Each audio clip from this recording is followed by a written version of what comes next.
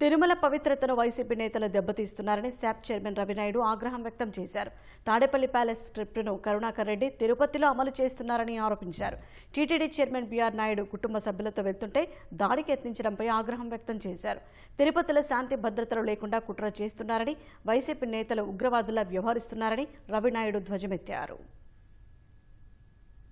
తిరుమల పవిత్రతను ఎందుకు దెబ్బతీస్తున్నారు కరుణాకర్ రెడ్డి? అరాచకాలు ఎందుకు చేస్తున్నారు?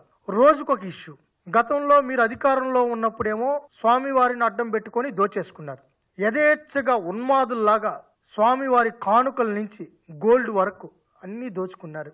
ఈరోజు మీరు ఓడిపోయిన తర్వాత 365 రోజులు స్వామివారిని అడ్డం పెట్టుకొని ఉన్మాదుల్లాగా ప్రవర్తిస్తున్నారు. తిరుమల ఎంత పవిత్రమో తిరుపతి కూడా అంతే పవిత్రం. కానీ వైసీపీ నేతలు తీరు మటుకు ఒక రోజేమో మందు బాటలు వాళ్లే పెడేసి ఇక్కడ కొండ మీద మద్యం ఉందంటారు, వాళ్లే మాంసం తీసుకెళ్లిపోయి మాంసం ఉందంటారు.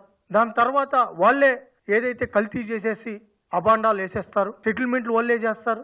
అక్కడెక్కడో ఎప్పుడో శనేశ్వర స్వామి విగ్రహం ఎప్పుడో పాతకాలంలో అది విగ్రహం చెక్కేటప్పుడే ఉన్నదాన్ని తీసుకుని వచ్చి అలజడి సృష్టించారు. అలిపిరికాడ అలజడి, తిరుమలలో అలజడి, తిరుపతిలో అలజడి. అసలు ఏం చేయాలనుకుంటున్నారు? ఉగ్రవాదుల్లాగా తీవ్రవాదుల్లాగా స్వామివారి పవిత్రతను దెబ్బతీయాలని జగన్మోహన్ రెడ్డి డైరెక్షన్ లో జరుగుతున్నది అనేది స్పష్టంగా అర్థమైపోతుంది. ఇది ఉన్మాదులో దాడిగానే అభివర్ణించాలి. ఇది తాడేపల్లి ప్యాలెస్ నుంచి వస్తున్న స్క్రిప్ట్.